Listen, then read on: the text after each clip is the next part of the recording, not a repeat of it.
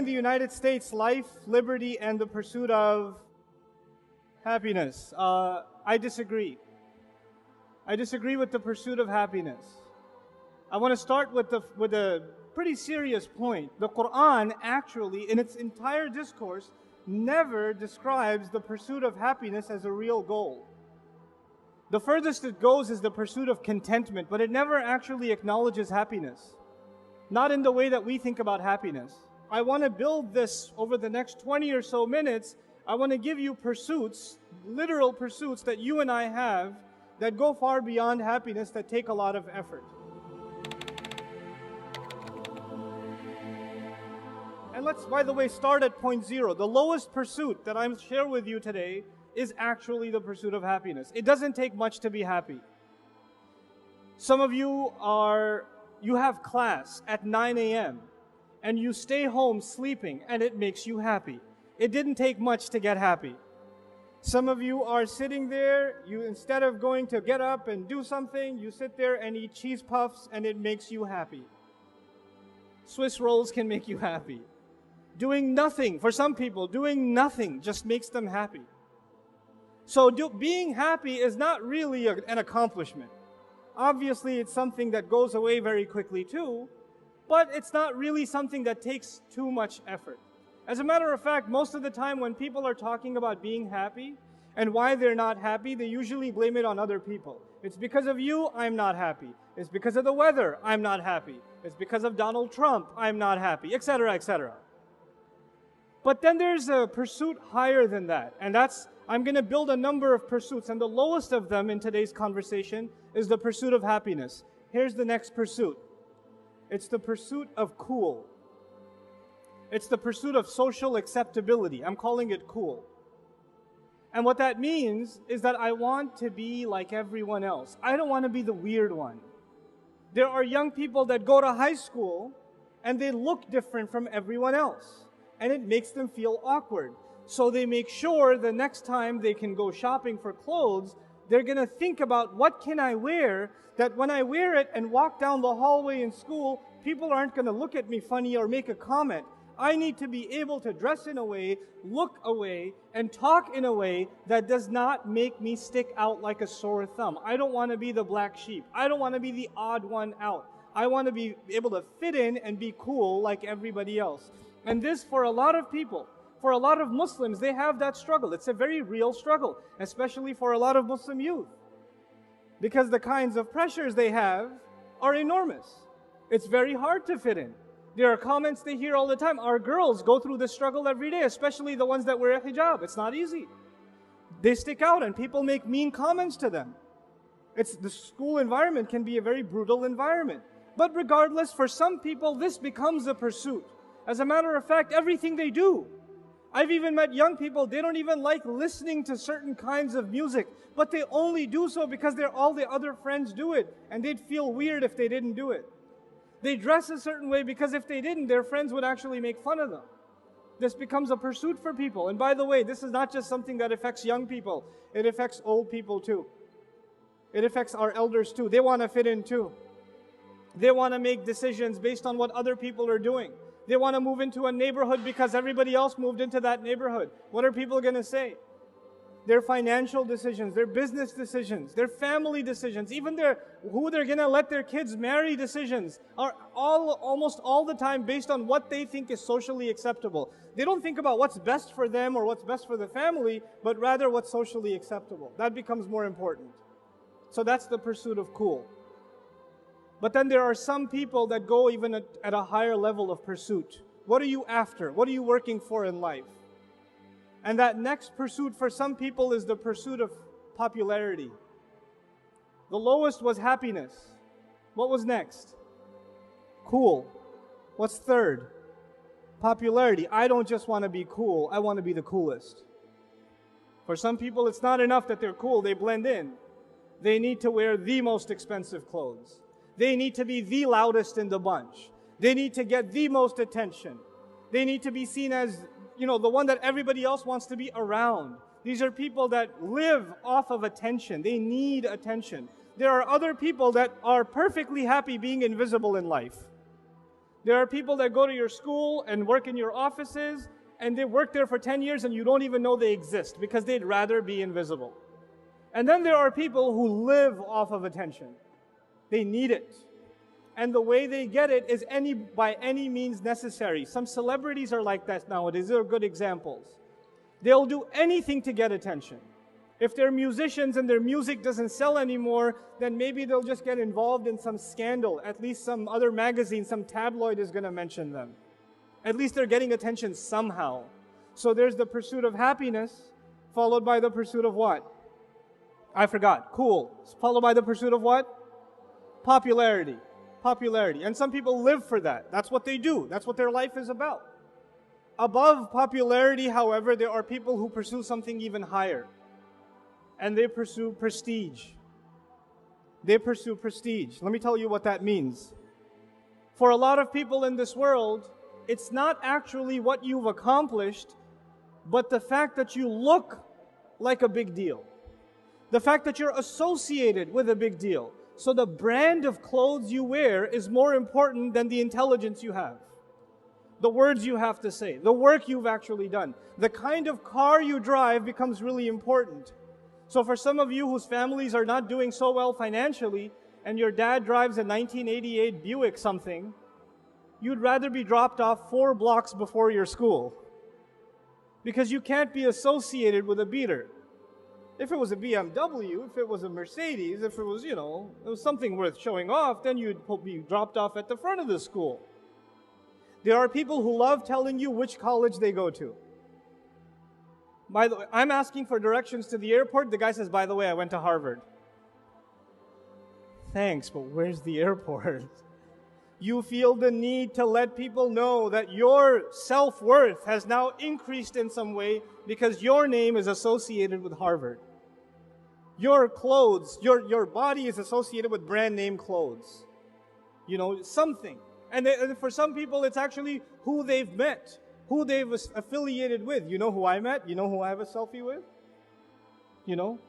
It's not actually about you, it's about these associations. You could go to Harvard and be failing all of your classes, but you still get to say, I go to Harvard.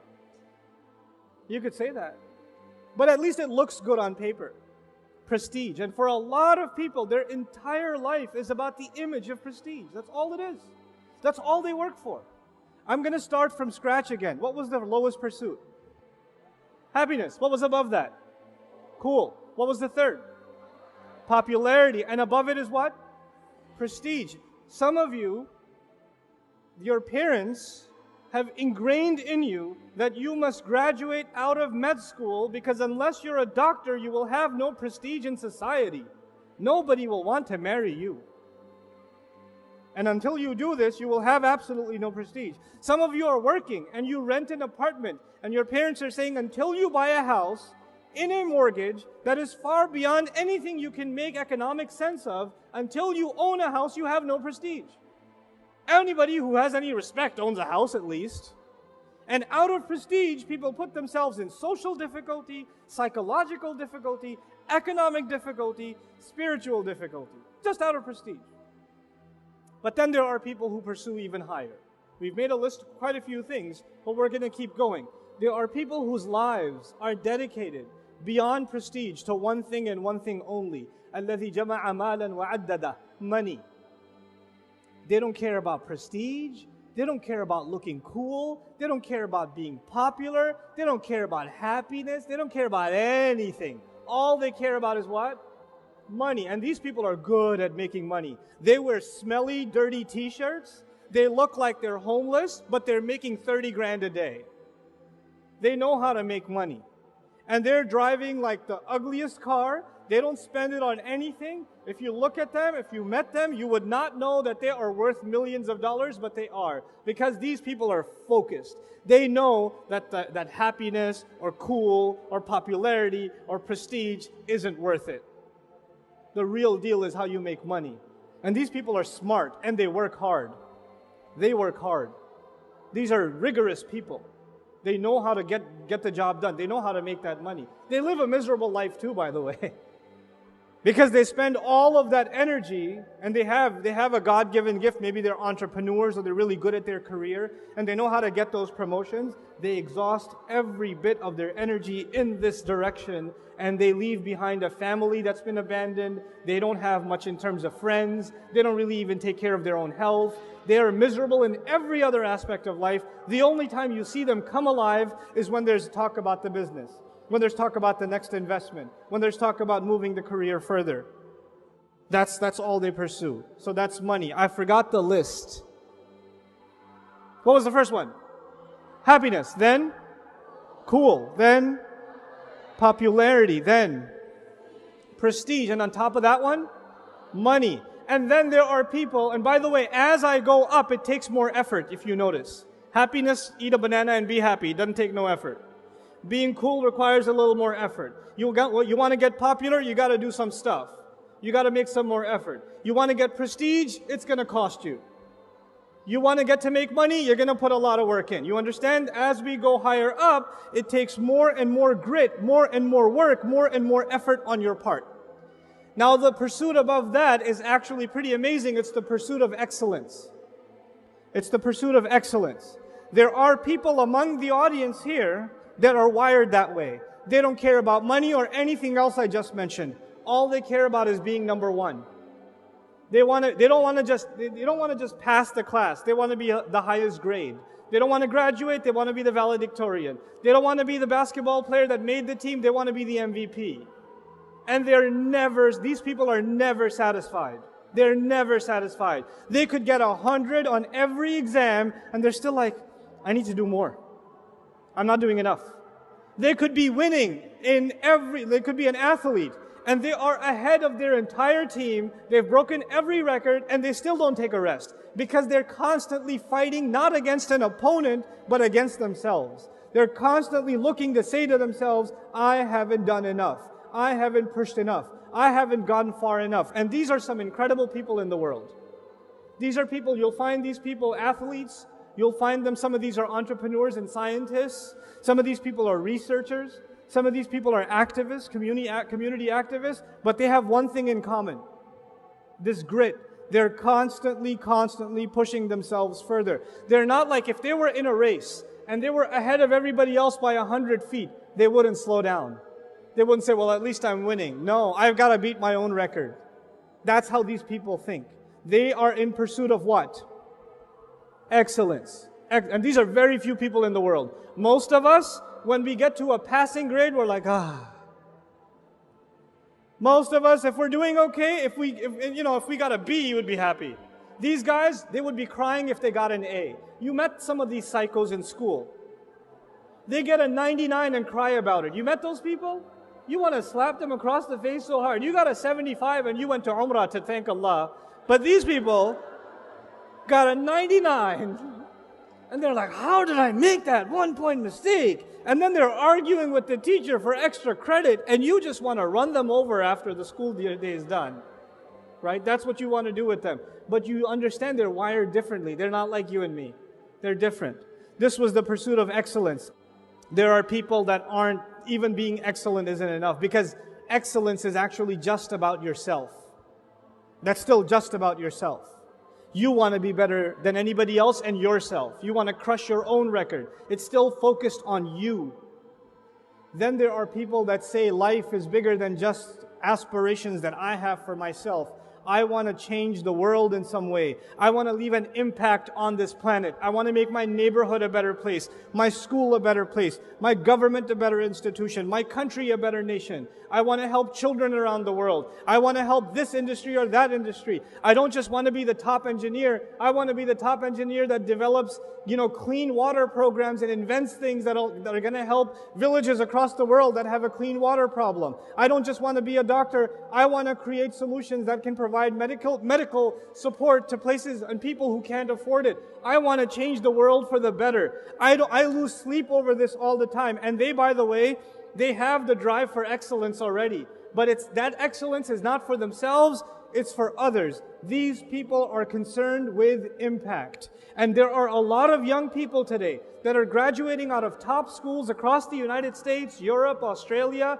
They get their MBAs, they have 4.0 GPAs, they can get six-figure salaries even in their senior year of college, and they turn it down because they want to work for a nonprofit for not even half the salary. Because what drives them is not money, it's not even excellence. What drives them is what? Impact.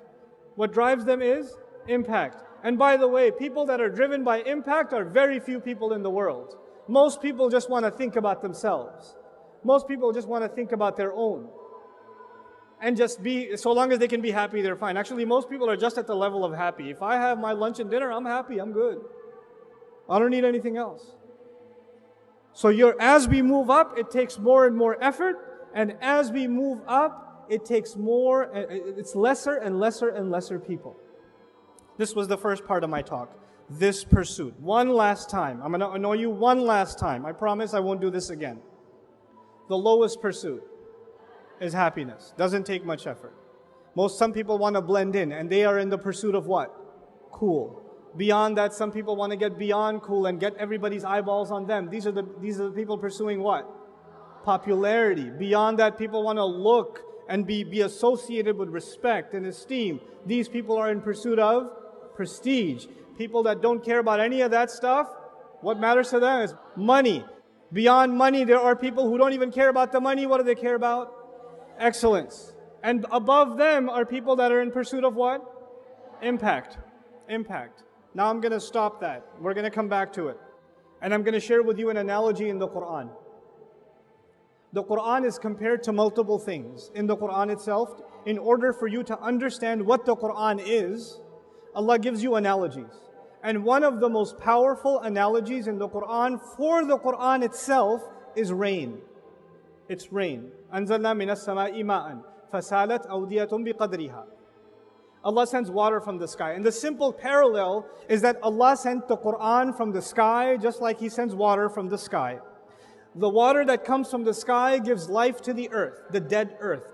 Just like the Quran that came down gave life to dead hearts. It brings the hearts back to life. So the parallel is very simple. The Quran is compared to what? To rain, okay? Now, let's think about rain deeply a little bit in the way Allah describes it, because when Allah is describing rain and the effect of rain, what He's also talking about is the Quran and the effect of the Quran.